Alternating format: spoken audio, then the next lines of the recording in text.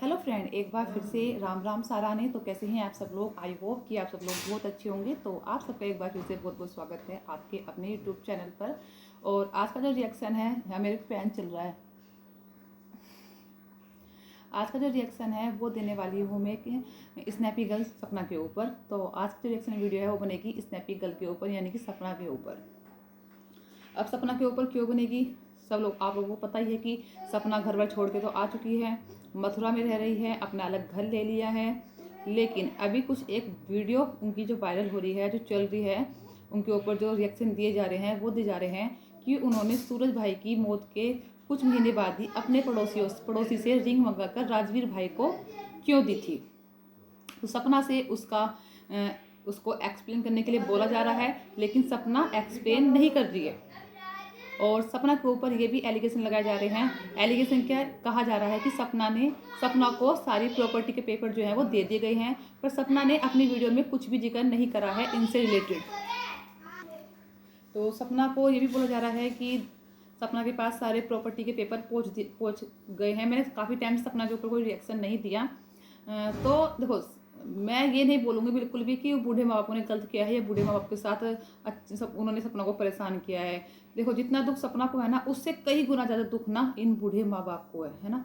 उनके 2 बेटे गए हैं, तो जवान बेटे गए हैं उनके पास। सोच के देखो कि उनसे कैसा, उन पर क्या बीतती होगी, है ना। एक हमारे बच्चे को एक खरोच तक आ जाती है तो हमारी जान निकल जाती है, पर वहाँ तो उस औरत ने अपने 2 जवान बेटे खोए हैं। तो ये सोचो कि उन माँ बाप पर क्या बीतती होगी। सपना को भी दुख है, लेकिन सपना के साथ आगे 2 बच्चियां हैं जिनके साथ वो अपनी लाइफ काट सकती है। लेकिन उन बूढ़े बाबा के साथ क्या है, मुझे ये बताओ, जिसके सहारे वो ज़िंदगी काट लेंगे अपने। वो कैसे तिल तिल के मर रहे हैं, कैसे उनका समय कट रहा है, कैसे उनकी ज़िंदगी कटती है, कोई नहीं समझ सकता कि किस हाल में है वो इंसान। तो एक टाइम था जहाँ पर मुझे सपना के ऊपर तरस आता था कि बेचारी कैसे ये कर रही है, कैसे वो कर रही है। लेकिन आज के टाइम पर ना मुझे सपना अलग ही सपना नज़र आ रही है। वो सपना है ही नहीं। पहले सपना को हम सपोर्ट करते थे। इस सपना के अंदर तो एटीट्यूड, घमंड इतना ज़्यादा लग रहा है कि कुछ इसकी कोई लिमिट ही नहीं है।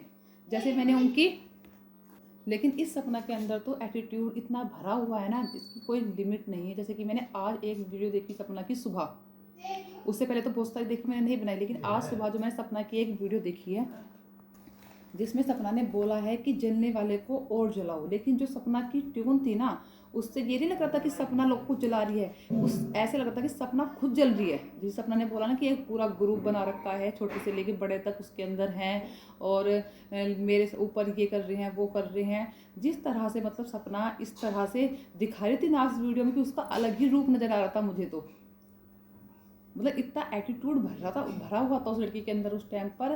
वो साफ फील हो रहा है, जैसे वो दिखा रही है कि मैं नहीं, मुझे कुछ फ़र्क नहीं पड़ रहा है, मैं ये हूँ, मैं वो हूँ, मुझे कुछ नहीं फ़र्क पड़ रहा है। तो उनसे साफ पता चल रहा था कि सपना, उसकी बातों से, कि वो अंदर से कितनी परेशान है, अंदर से कितनी व्याकुल हो रही है। जब से अंशु और धीरज भैया वहाँ पर आए हैं, कितनी व्याकुल हो रही है वो, अंदर से कितनी परेशान हो रही है। मतलब उसकी कुछ समझ में नहीं आ रहा। तो लोगों के सामने ना हंसने की सिर्फ एक एक्टिंग कर रही है वहाँ पर उस टाइम पर। सिर्फ एक हंसने की सिर्फ एक एक्टिंग कर दी है, उससे ज़्यादा कुछ नहीं दिखा रही है कि मैं तो बहुत खुश हूँ, लोग मुझसे जल रहे हैं, मैं लोगों को और जलाऊंगी। लेकिन ऐसा कुछ है नहीं। उसके पीछे रूप जो है वो दूसरा ही है, और सबको नज़र आ रहा है, ऑडियंस को, कि सपना का कौन सा फेस सामने आ रहा है। सपना का एकदम से सूरज भैया की रिकॉर्डिंग को लाना, अब तो बहुत सारी बातें आ रही हैं जो उनके पड़ोसियों ने बताया। और से सपना ने बताया था कि धीरज ने बताया कि मेरे से रिंग मंगाई थी राजवीर भाई को देने के लिए।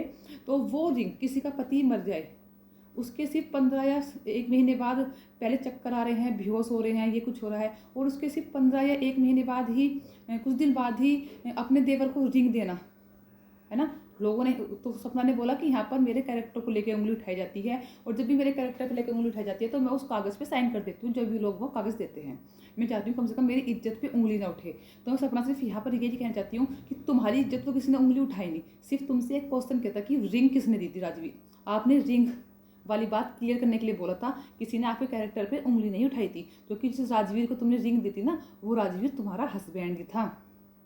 ठीक है, बेशक उससे कुछ महीने बाद बना हो, पर तुम्हारे हस्बैंड ही था। तुम्हारे हस्बैंड के साथ तुम्हें कैरेक्टरलेस नहीं बोला जा रहा है। कैरेक्टर पे उंगली तो तुमने उठाई थी अपने ससुर जी के, जो कि तुम्हारे पिता के समान थे, जो कि इतने बुजुर्ग हैं। इस उम्र में आके कोई बहू सोशल मीडिया पर अपने ससुर की इस तरह से बेइज्जती करे, इस तरह से बताए उसको कि इसके ऊपर एलिगेशन लगाए इस तरह से कि ये तो गलत निगाहों से देखता था, गलत तरीके से टच करता था, तो तुम सोच के देखो कि क्या बीतती होगी उस आदमी के ऊपर। एक तो उसके 2 बच्चे चले गए, है ना, उसके बुढ़ापे का कोई सहारा नहीं बचा, ऊपर से उसके ऊपर तुम ऐसे एलिगेशन लगा रही हो, तो सोच देखो कि उस आदमी के ऊपर क्या बीतती होगी।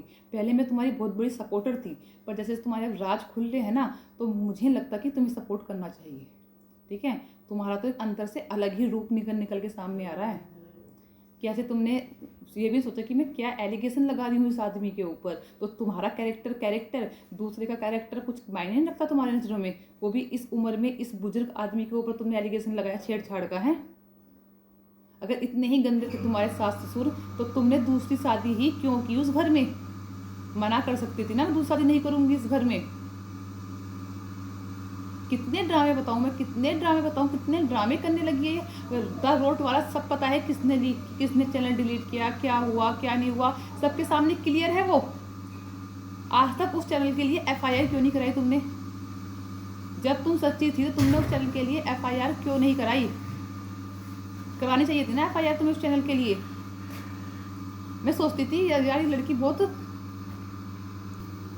ऐसे बहुत सारी बातें हैं जो अब सामने आती हैं। मतलब जब से लेके, अगर सूरज भैया तुम्हें मार रहे थे, तुमने वो रिकॉर्डिंग वायरल की माना, लेकिन तुमने वो रिकॉर्डिंग आज तक क्यों नहीं वायरल की? तुमने आज तक अपने घर वालों को क्यों नहीं बताया कि मेरे साथ उस घर में मारपीट होती है, मेरे साथ ये होता है? फिर से तुम उस घर में शादी कर रही हो, और जहाँ मैंने सूरज भैया को देखा है तुम्हारे साथ, मुझे तो कहीं लगा कि सूरज भैया का ऐसा नेचर होगा कि तुम्हें मारते पीटते होंगे। जिस तरह से वो तुम्हें गाड़ी सिखा रहे हैं, जिस तरह से तुम्हें वो रील्स बनवा रहे हैं, तुम ब्लॉगिंग करती हो, किस एंगल से लगता है कि वो तुम्हारे साथ मार पिटाई होती होगी उस घर में?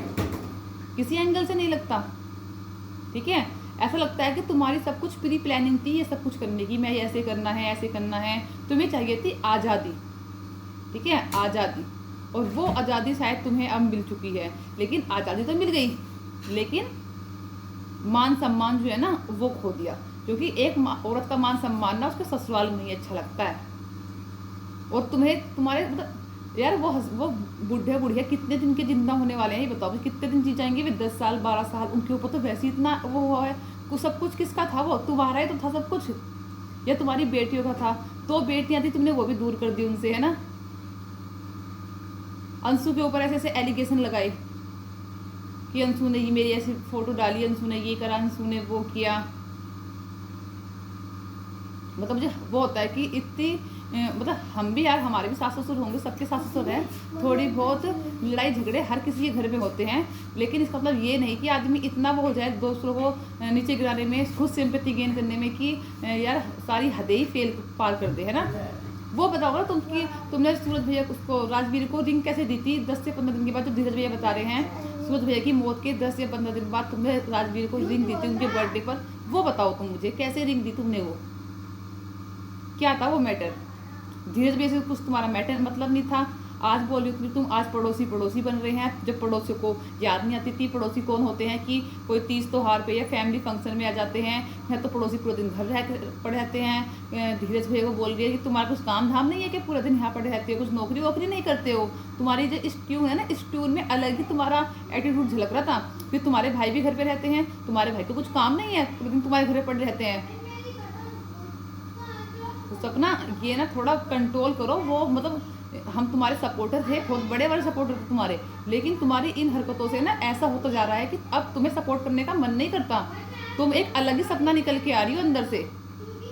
मानते हैं कि तुम्हारे साथ दुख हुआ है, तुम्हारे 2 हस्बैंड की डेथ हो गई है, लेकिन ये सोचो कि वो एक बूढ़े माँ बाप भी है, उनके ऊपर क्या बीत रही होगी। सबसे बड़ा एलिगेशन तो मुझे तुम्हारा यहाँ गलत लगा, जब तुमने अपने ससुर पर उनके कैरेक्टर को लेकर उंगली उठाई। यहाँ पर सच में बहुत दुख हुआ, मुझे बहुत ज़्यादा दुख हुआ। सोच के देखो, अगर तुम्हारे पापा के ऊपर तुम्हारी जो भाभी है ऐसे एलिगेशन कभी लगा भी दे परिवार के सामने, समाज के सामने, तो तुम्हें कैसा लगेगा। और तुमने तो पूरे प्लेटफॉर्म पर, पब्लिक प्लेटफॉर्म पर उनके ऊपर इल्जाम लगाया है, एक सोशल मीडिया प्लेटफॉर्म पर जिसे पूरा वर्ल्ड देखता है, तुमने उसके ऊपर उनके कैरेक्टर पर उंगली उठाई है। तो सोच के देखो उस आदमी के दिल पर क्या बीती होगी।